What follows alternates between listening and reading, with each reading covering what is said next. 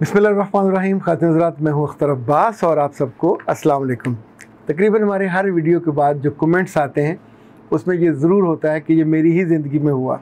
Like अभी रुबाब ने कहा है कि सर जी मेरे साथ भी ये हुआ, 13 साल हो गए शादी को, औलाद नहीं है। इसी तौर पे रुबानी ने कहा कि सर रिश्ता तोड़ने के अलावा बच्चा गोद लेने का ऑप्शन भी हो सकता है।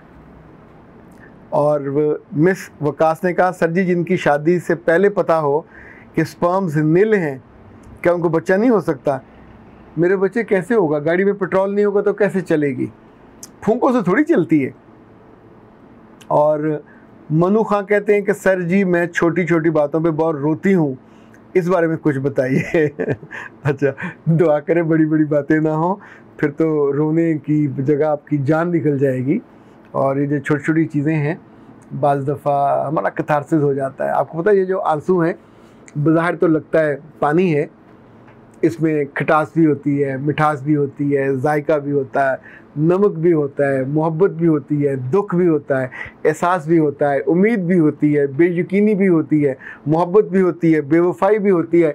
इन आंसुओं में, इस कतरे में इतने कुछ इंग्रेडिएंट होता है कि कभी कभी तो ज़िंदगी को लिटरली घेर लेता है। कभी कभी ये ज़िंदगी पे हावी हो जाते हैं और कभी ज़िंदगी से महरूम भी कर देते हैं। आंसू जब भी आए, खुशी के हों या दुख के हों, आपकी ज़िंदगी को और आपकी रूह को हल्का फुल्का कर देते हैं। इसलिए आंसुओं से नहीं डरने होते हैं। कभी आंसू महरूमी के होते हैं, कभी आंसू मोहब्बत के होते हैं, कभी मोहब्बत से महरूमी के होते हैं, कभी ये दिल में आए उन जज्बात और एहसासात का जैसे उबाल होता है उस तरह होते हैं। कभी ऐसा भी होता है कि जब आपकी रूह बिल्कुल धुल रही होती है और आपके पूरे जिस्म को, रूह को पता चल रहा होता है कि मेरी मैल सारी उतर गई है, तो ये आंसू शुक्रगुजारी के भी होते हैं। ये आंसू दिन में हो तो इनका मतलब और होता है, ये आंसू शाम में हो तो इनका मतलब और होता है, ये आंसू रात में हो तो इनका मतलब और होता है, ये सजदे में हो तो इनका मफ़हूम और होता है, ये क़याम में हो तो इनका मतलब कुछ और होता है, ये जुदाई के मौके पे हो, अलविदा करने के मौके पे हो, रूठने के मौके पे हो, मनने के मौके पे हो, मनवाने के मौके पे हो या मन जाने के मौके पे हो, हर जगह इसका जायका फ़र्क होता है। जैसे जैसे हम इन जायकों को चखते हैं, जैसे पानी का जायका वैसे तो लगता है बेरंग बेबू, पर जैसे जैसे उसमें कुछ चीज़ें शामिल होती जाती हैं, इसी तौर पे इन आंसुओं में कभी कभी अपनी महरूमियाँ और उनकी तलखियाँ शामिल हो जाती हैं, कभी ब्रेकअप शामिल हो जाते हैं, कभी अपनी कुर्बानियाँ याद आती हैं, कभी अपना ईसार याद आता है, कभी अपने एहसान याद आते हैं, कभी दूसरे की मेहरबानियाँ याद आती हैं, कभी रब की शुक्रगुजारी और अपनी नादानियाँ याद आती हैं। सो ये हमारी ज़िंदगी का हिस्सा है। कभी ये ना हो तो यकीन माने आपका आँखें और बदन और रूह इतने बोझल हो जाएं कि आपसे वो बोझ उठाया ना जाए।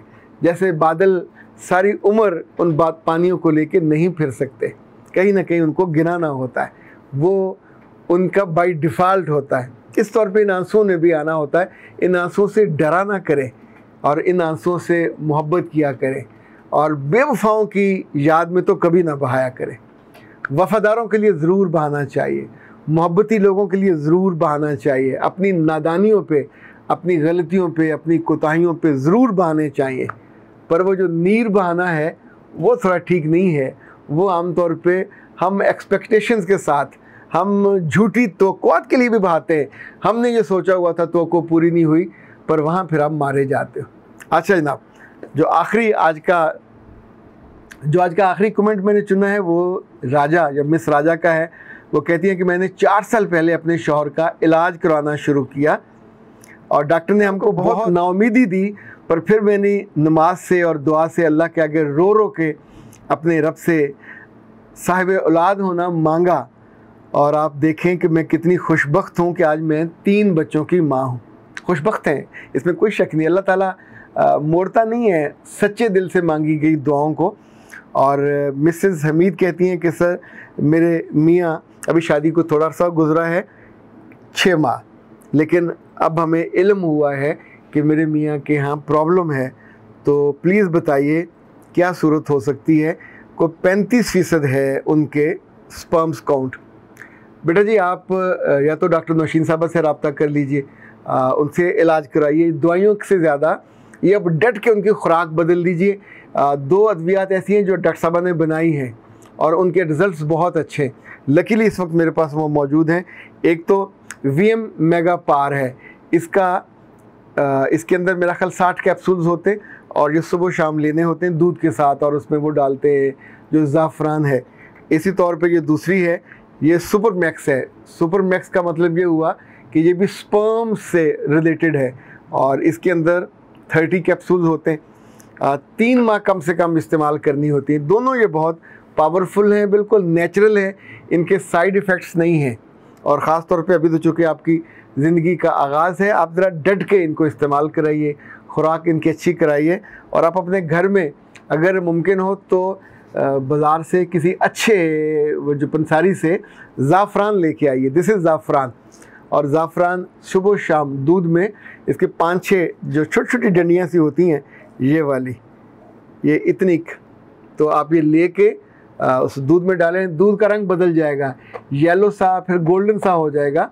और फिर आप उस दूध के साथ ही जो उनको कैप्सूल दीजिए, उनकी खुराक बदल दीजिए, उनके मामूलात बदल दीजिए, उनके अंदर जो एंजाइटी है, टेंशन है, उसको काबू कीजिए।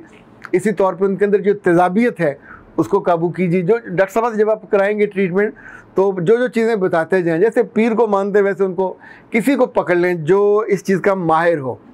पर ये सिंपल दवाइयों से नहीं होता, इसके लिए आपको फिर कुछ एक्सरसाइजेज भी करनी होती। लाइक एक इसके लिए एक्सरसाइज एक बहुत ही शानदार है और बहुत इफ़ेक्टिव है, पर आमतौर पे हम उसको नहीं जानते। वो ब्रिज एक्सरसाइज है और मर्दों को उसका बहुत फ़ायदा होता है।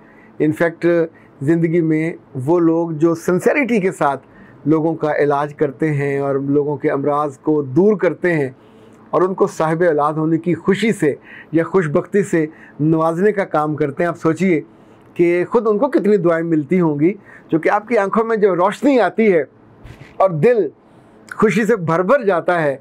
और वो सारे लोग जो बांझ का ताना देते थे और वो जो बताते थे कि तुम्हारी नस्ल आगे नहीं चलेगी, जब चलने लगती है तो राहत तो बड़ी होती है। मेरा रब किसी को इससे महरूम ना करे, चूँकि बुनियादी तौर पर रिस्क हो, औलाद हो, मोहब्बत हो, इज़्ज़त हो, ये फ़ैसले तो अल्लाह के होते हैं।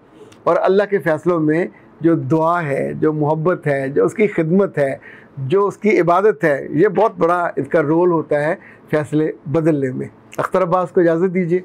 अस्सलाम वालेकुम।